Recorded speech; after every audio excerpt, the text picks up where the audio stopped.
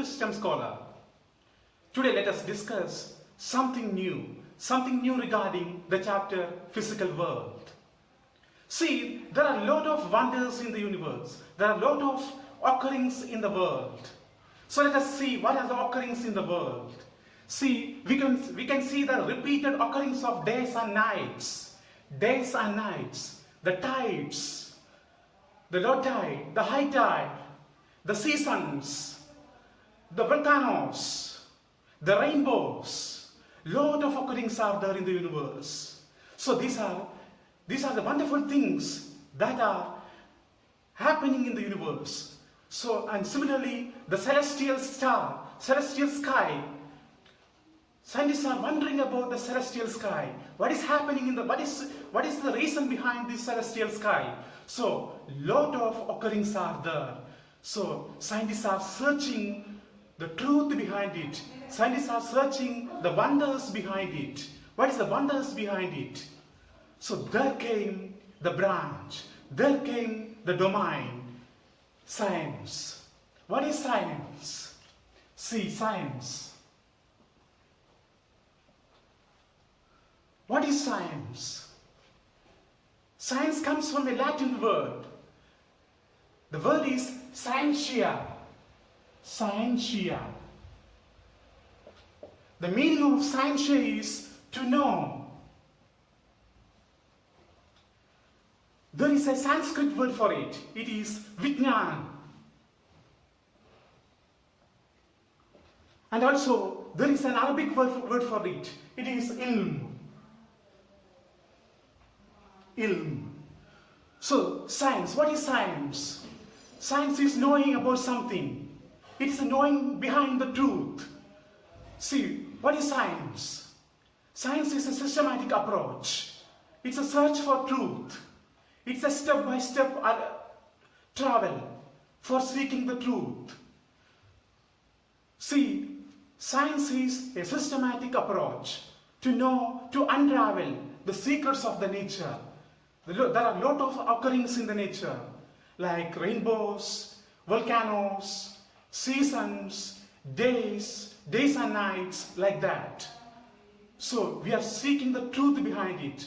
For finding the truth, we are taking a step by step. So a systematic approach to find out something. See, this is science. See, science, in connection with the science, there is a word. Scientific method.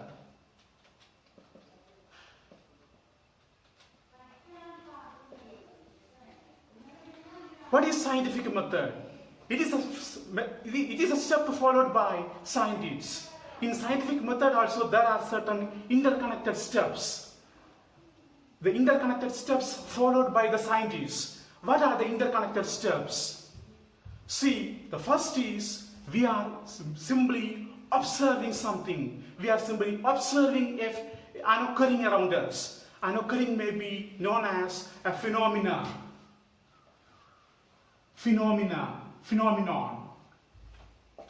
A phenomenon is an occurring, just like seasons, just like days and nights, like that. So, phenomenon is an occurring. So, we are dealing with scientific method. Scientific method is a series of interconnected steps. In scientific method, we are dealing firstly with the systematic observation. Systematic observation. Systematic observation. Simple observations won't do good. We have to systematically observe something. Observation is the base for anything. Observation is the base for the starting step of the knowledge. So first step in the scientific method is systematic observation. The second step is we are doing certain experiments. Simple experiments won't do the good. So instead of doing simple experiments, we are doing it as controlled experiments. Second step is controlled experiments. Controlled experiments. So experiments are done in a controlled fashion, just like the things are doing inside a laboratory like that. The third step in the scientific method is quantitative and qualitative analysis. So we are taking a qualitative, the nature, the qualitative and the quantitative. Quantitative means the measure, the quantity, the number. So third one is qualitative and quantitative reasoning. We are reasoning it, or we are simply analyzing it. We are logically thinking in a particular direction. So here qualitative thing is needed and also quantitative thing is also needed. The fourth one is the prediction. The prediction. We are predicting something. We have to predict something. So what is happening in the future that we are doing? So that is prediction. So prediction is also a step in the scientific method. The fifth step is the verification. We are arriving to a verification. Out of all the steps, we are arriving to a conclusion, or we are arriving into a verification. Verification. Or we verified something, or what we are doing is, if our findings are wrong, what we are doing is, we are neglecting that already found things. That neglecting is known as falsification or falsification.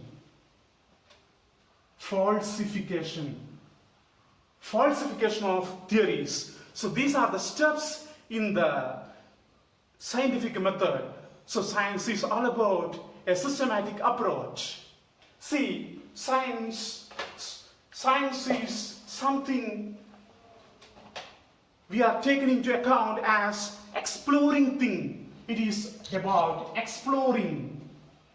Science is about exploring. We are adventurously moving into one direction. We want to adventurously move to see something. So science is exploring. Then science is also experimenting. Science is experimenting. Science is about predicting. Science is about predicting. We are predicting something. Scientists are predicting something. Science students are predicting something. Just like weather forecasts, like tsunamis we are predicting, or some volcano eruptions we are predicting. We are predicting something. We are predicting the occurrence of something. So this is the peculiarities. The major characteristics of science are these. It's all about exploring in an adventurous way. Then it's about experimenting. It's about predicting. So this is about science. So we are getting a knowledge. We are adventurously moving. So we are seeking the truth. We want to unravel the truth. We want to unravel the secrets of in the universe. There are a lot of secrets in the universe. There are a lot of reasons behind lot of phenomena. We want to find out the truth behind it. So we are finding out it. So our steps are like this. So it's about like this. So we are gaining knowledge. We want to gain knowledge. So the knowledge that we gained is used in particular way. In what are the ways the knowledge gained is used? So the knowledge gained can be used in a particular way. That way is, first way is we can control certain phenomena. We can control certain phenomena. If some phenomena are undesirable, I am not saying all the phenomena, but if some phenomena are undesirable, we can control them. Just like some weather situations, we can control them. We can modify certain phenomena. We can modify. Some phenomena can be modified. Some phenomena can be changed in a particular way. And some phenomena can be controlled, and some phenomena can be modified, and some phenomena can be predicted. This is the fundamental way of science. So we are gaining knowledge. We are unraveling the secrets of the knowledge. So we got knowledge. That knowledge may be in theory, or before coming to theory, we are putting the things in a mathematical way. So mathematics is the simplest language in theories. It can be in a capsule form, just like the equations like E equal to mc square. So in a scientific method, mathematics is important. So we have to include mathematical modeling also. Here we have to include mathematical modeling. Mathematical modeling. So mathematical modeling is also a very important step in the scientific method. See, science is all about speculations sometimes. A lot of speculations are there in the science. Speculations. Science is all about speculations. What is speculation? Speculations are certain guesses. Science is also about conjecture. Science is about conjecture, some opinions regarding certain imperfect theories. Conjectures are certain theories, certain opinions regarding certain incomplete observations or incomplete knowledges. So these two things are also very good in science, very come in handy in science, that is speculations and conjectures. Science is dynamic in nature. It is ever changing. Science is very much dynamic. So we can say that lot of changes are occurring in science. Why we are saying science is dynamic? See, no theory is final in science. We cannot say this particular theory is complete. So no theory is final in science. And also, there is no final authority in science. We cannot say that this particular scientist is final. The theory of this particular scientist is exactly true or 100% true. There cannot be added the further changes. We cannot say. So there may be eminent scientists like Einstein. So we cannot say that Einstein is 100% true. So Einstein is not questionable. So even Einstein can also be questionable. See, we can say that in earlier times, during Copernicus times, the planetary motion was given by heliocentric model. Heliocentric model. Heliocentric model. In heliocentric model, see, Sun is at the center of the solar system and all the planets are rotating around the Sun in circular orbits.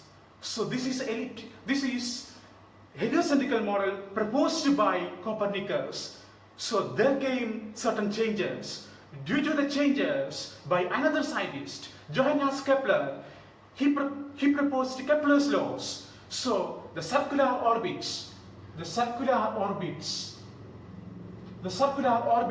is being replaced by elliptical orbits. It is being replaced by elliptical orbits. It is being replaced by elliptical orbit. So earlier it was heliocentric theory with circular orbits. Now the elliptical theory came. In elliptical theory, the ellipse is taken as the thing. So there are a lot of changes. There are certain upheavals in science. Certain upheavals in science. What are upheavals in science? Certain upheavals, certain risings in science, certain new risings in science due to new theories. Earlier, Newton proposed classical mechanics regarding the laws of motion. Then came Einstein. Then came wave nature in Newtonian mechanics. In Newtonian mechanics. Newtonian mechanics is also known as classical mechanics. So both are same. Classical mechanics and Newtonian mechanics proposed by Newton. In this particular branch, it is given that the particle nature is paramount. Particle nature is very important. Particle nature. Then came another theory. So, besides particle nature, there is another nature also. That nature is wave nature. So, a particular object, a moving object has got particle nature and wave nature. So, there came a new theory. That theory is quantum mechanics.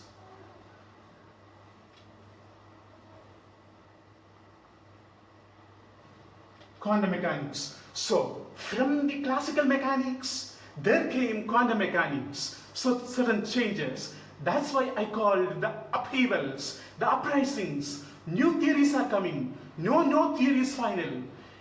All the theories are subject to changes. See, this is the fundamental theory. This is the fundamental thing in science. Then we have the new term, physics. The new term, physics. Physics was earlier included in natural sciences. Natural sciences. Physics. Physics is included in natural sciences and also the other theories, physics and chemistry and biology. So all the things are put in natural sciences. Now two branches are separate. Natural science means physics. Natural science means biology. Physical science means physics and chemistry. So that's a new arrival. This is physics. Physics is about natural phenomena. It is a study of natural phenomena or the laws governing the nature. So physics is a basic discipline. It's about the study of nature and natural phenomena.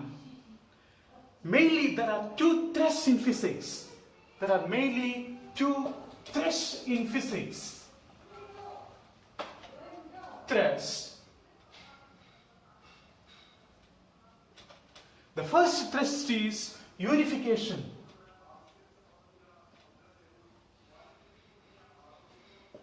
What is unification? See, we are taking the case of gravitation. Gravitation theory can be applied in different contexts. That is, same theory can be applied in different contexts. Same law can be applied in different contexts. For example, the thing of gravity, apple falling onto the ground, then satellites moving around Earth, then the planets moving around Sun. In all these cases, the apple falling, satellite moving around Earth, the planets moving around Sun, in all these cases, gravitational theory is applicable. So same theory is applicable in both of the cases, in all the cases. So this is unification. Or in another way, see, in the case of electromagnetism, there is electricity and there is magnetism. Both are combined, electromagnetism. The laws in electricity and magnetism are combined, are unified. This is unification. Or in another way, the basic forces in nature, there are a lot of forces in nature like gravitational force, electromagnetic force, weak force, strong force, like different forces are in the universe. We are making all the forces same. We are making all the forces into one. Or in another way, we are unifying all the forces. This is unification. This is a major thrust in physics. In this particular thrust, we are unifying all the laws. That is, same law can be applicable in all the contexts or in different contexts. Second thrust is reduction. Reduction. See, reduction See, in reduction, what we are doing, the bulk systems, the bulk theories can be derived from constituent units. So the bulk system can be derived from the constituent theories. For example, in thermodynamics, what we are doing, thermodynamics is a study of heat. In thermodynamics, we are dealing with a lot of quantities like temperature, internal energy, and entropy. So these things are derived from the particular quantities like this. This is reductionism. So this is also known as reductionism. Reductionism. See, reductionism is the heart of physics. Reductionism is the heart of physics. So there are two tests in physics. One is unification and other one is reductionism. So in science, we are unraveling the secrets of nature. Lot of adventurous things are to be needed. We are following in a systematic way. We are approaching in a systematic way. That is, lot of interconnected steps are there. So physics is a major discipline. It is coming under natural sciences early. Now it is included in the grand physical sciences. So hope you understood it, and we are valuing your suggestions. Thank you.